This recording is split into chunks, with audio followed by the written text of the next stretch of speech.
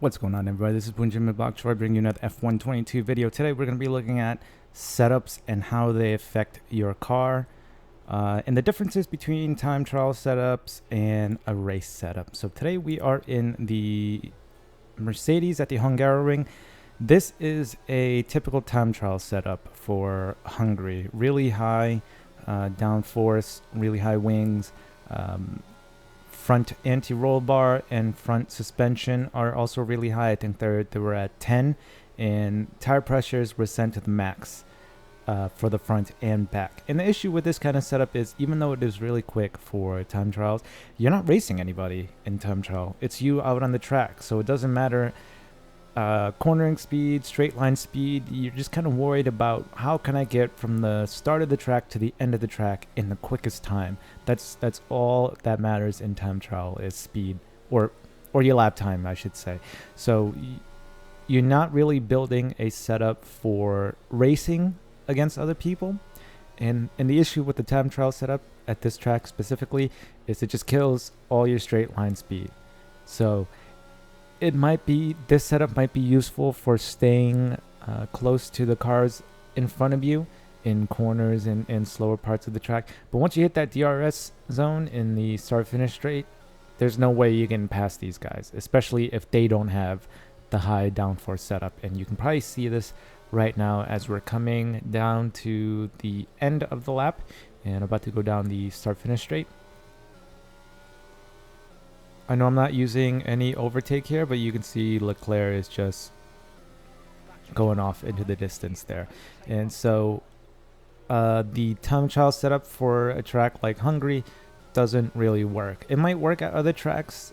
This obviously differs from track to track, but at a place like the Hungaroring, the time trial setup doesn't work. And on top of that, not only does it kill your straight line speed, but if you look at the temperatures on your tires in the lower bottom right hand of the screen. I just woke up. The bottom right hand of the screen, we're already over 100 degrees Celsius, and this is only lap 2. Obviously, the maxed out tire pressures don't really help with this.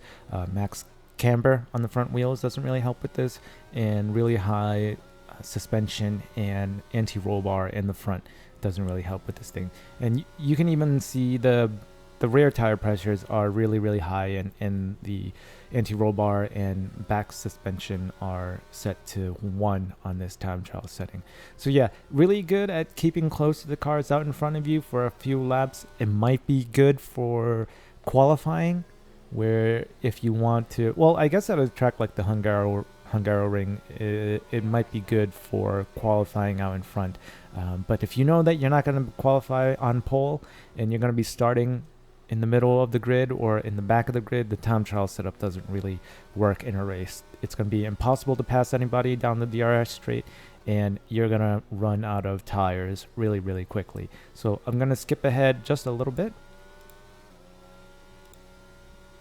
So now here we are towards the end of lap 3, about to start lap 4, and those tire temperatures are through the roof. 105 on the front left, and 105 on the front right, and starting to lose a lot more time to Leclerc in front of us there. So we have DRS now. We've got DRS on, overtake on as well. We are gaining a little bit of time. He doesn't have DRS on the car in front of him, but look at that. We barely made any difference into the gap. We're still half a second, 6-7 tenths, and now with our temperatures through the roof, it's just not going to be really easy to catch up to him at all. And now we have Hamilton behind us looking to get past us as well, so it'll be really difficult to defend against him down the straight if we don't have DRS as well. And even with DRS, with this setup on, we're not going to be able to stay out in front of him. We just don't have the straight line speed. So yeah, time trial setup for Hungary in the race, not really good. You don't have straight line speed, and you're killing your tires in the first couple laps. 105, 106 degrees already, and we're on lap 4. So skipping ahead now to my wholesale change. We dropped the wings by 4 in the front, 4 in the back, leave transmission, lower the camber a little bit. Suspension, we're lowering the front suspension and anti-roll bar from 10 to 8, and we're lowering the tire pressures all the way down to half, both in the front and the back. And because the the setup just did not work for me at all. Usually you would want to go in and fine tune 1 or 2 settings at a time, but since the entire setup just felt really bad for me, I went in and did like a wholesale change just to try and get it into a working window, and then once it's in a working window, then I can fine tune it a little bit. So yeah, this is the second setup that I tried. We do sacrifice cornering on this setup here, but we do gain a little bit of straight line speed. As you can see now, the cars aren't just leaving us in the dust down the straight. Car still feels good in the corner. Obviously it's a little bit less stable. We don't have quite as much downforce with the wings anymore, but it does feel like I can still control the car. I'm going to throw the temperatures up here in a second, so you guys can see the difference in temps. I think by lap 2 we were already at like 103 degrees on the front tires. We're not going to hit that high. Obviously it's not going to be that much of a difference, but every little degree counts in a 25% race. So yeah, we do get a little bit more straight line speed with this setup. Probably still not enough to really get out in front of cars, unless you get a really good exit on the final corner. But this is how I generally work on my setups. Obviously my setups aren't going to work for you. Everybody has different driving styles, but this is kind of how I handle it. I'll just load up a time trial setup, something that I know is really quick, but probably not really stable or perfect for a race, and then I just kind of fine tune it from there. Obviously going even higher on wings at a track like the Hungaroring is not going to be really good. You just kill all your straight line speed right away. You do want to compromise a little bit somewhere where you can get pretty decent straight line speed and still have good handling in the corners. So for a track like this, obviously it's nice to be able to stay close to the car in front of you, but you can really only pass in one spot here, reliably anyway. I mean, there are 1 or 2 other places where you can pass if the car in front makes a mistake, but generally at the Hungaroring, if you're racing against other guys that know what they're doing, the only place you're going to be able to pass is on the start-finish straight. So being able to stay close behind cars in front of you in the corners is nice and all, but if you get to that start-finish straight and you're lacking like 10 kph, then what's the point of having all that downforce throughout the rest of the course, 90% of the course, if the one place that you need it, you don't have any speed. So yeah, time trial setups don't really work at a place like this or Monaco. I mean, obviously there are situations where you might want to load up, as I crash out. I do a flashback here. You might want to load up a really fast time trial setup to try and get out on pole. But then you're kind of stuck in that setup if you don't perform well in qualifying. So there's some risk there, there's some strategy there, but in general, running time trial setups is not really a good idea in longer races. I don't know about 5% races. I don't really run too many 5% races. It's just not fun for me. So this is what I do, and this is what I encourage you guys to do. Obviously, don't just take one setup and use it without trying to tune it to your driving style. But yeah, as you can see here on this setup, we are on lap 3 and tire temps on the carcass are still below 100 degrees Celsius. That's a good sign, and we're still sticking close to the cars out in front of us. Obviously not as close as we were when we were running the time trial setup, but now we can stay at a decent distance behind them, and we can stay there longer as our tires aren't overheating like crazy. So I think by like lap 4, we're at the end of lap 3, our tires were already yellow and orange at 105 degrees Celsius, which is terrible on lap 3. You want these tires to stay as fresh as possible for as long as possible. So yeah, even right now at 101, that's still a little bit high. Some of the better drivers can work around temperatures like this, but you want to try keep it under 100 degrees if you can. That way, if you do make a mistake, you don't accidentally just spike it up to 105 degrees in one mistake. But yeah, now in the DRS zone, as you can see, now we have the speed to kind of close in. Still maybe not quite enough. You might have to have like the perfect exit out of the last corner to be able to pass with this setup, but it's still it's enough of a compromise that you can still stick close to them in the rest of the track, but still have the speed that you need to get by them if you get a good exit on the final corner. Again, we're going to skip to the next lap. So here we are at the end of lap 4 and about to start lap 5. I think by now our tire temps with the time trial setup were 106 degrees in the front, and they were like 103, 104 in the back. But here on lap 5, as you can see now, we're just hitting 104 and we're still within BRS of Hamilton. So yeah, it's working a little bit better than time trial setup, but obviously still not in that working window that I personally would like. Tire deg is still about the same, 18, 19%. So yeah, we're making improvements here. And so the last time I went in there to change it up again, I wanted a little bit more straight line speed, and I wanted tire temps to go down a little bit. So as you can see, wings are 40-42 now. We changed camber to 2.8, and front suspension and front anti-roll bar dropped down to 6, and tire pressure dropped down even more. So you guys can pause and take a look at what I did there. You're gonna have to fine tune it anyway, but yeah, this setup is in a good working window for me.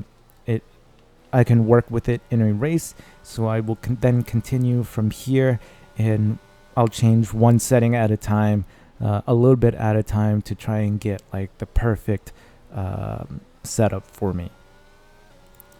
So now you can see, whereas before the AI were just blowing by us down the straight, now we are able to still somewhat keep side by side there. Hamilton couldn't get past us right now, and we're still able to stick behind Verstappen without falling out of that 1 second window.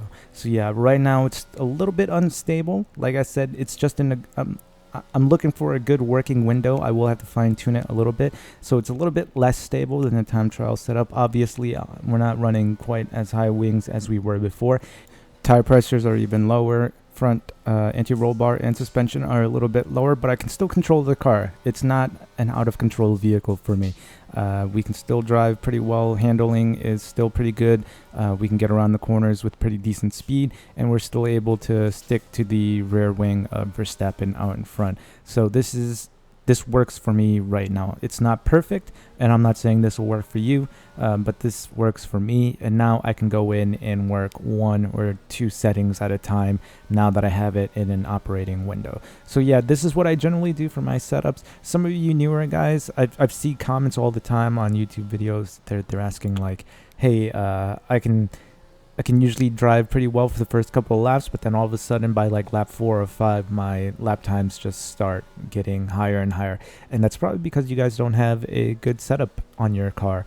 Your tire temperatures are starting to go through the roof. Tires are overheating by like lap 4 and lap 5, and you just don't have the grip to stay close to the cars in front. And then not only that, if your wings aren't set up properly, then you're not only are you losing time in the corners, but then once you hit the DRS zones or the straights, you don't have enough top end speed to really close the gap, and then you're even losing more time on the straights, and then it just compounds on top of each other, and then you lose more and more time. So it's not that you're not driving well, it's probably just because your setups aren't built to your driving style, and the car is just not in a good working window for you. So yeah, if you're kind of newer to this game, or you're more a casual player and you're wondering why you can do pretty well for a few laps, that's probably why. I would go into your setups, take a look at them, or just run some Grand Prix races and keep an eye on your top speed, your closing speed on the cars in front of you, and then keep an eye on your tire temps. And if you start seeing your tire temps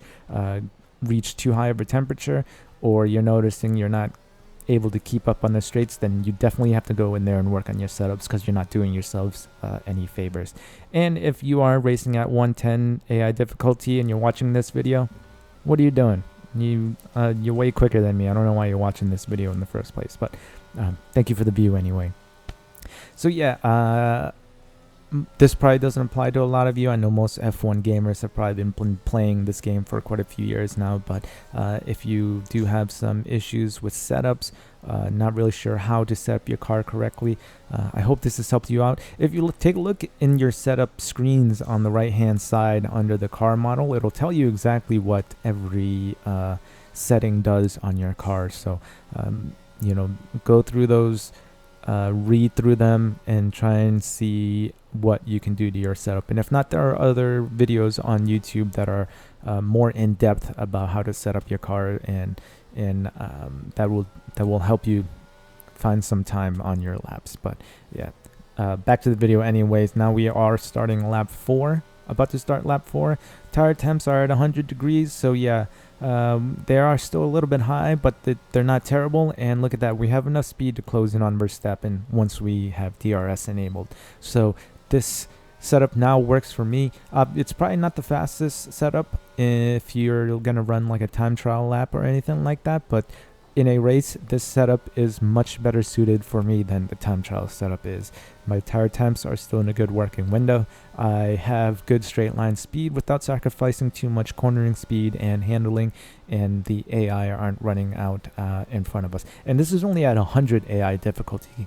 Can you imagine how much faster they would have been if I was still using the time trial setup? If I was racing at like 105, they probably would have been like 2 or 3 seconds ahead of me with how the temperatures on the tires were at that point. But yeah, go through your setups, run some tests at a lower difficulty, or I don't know.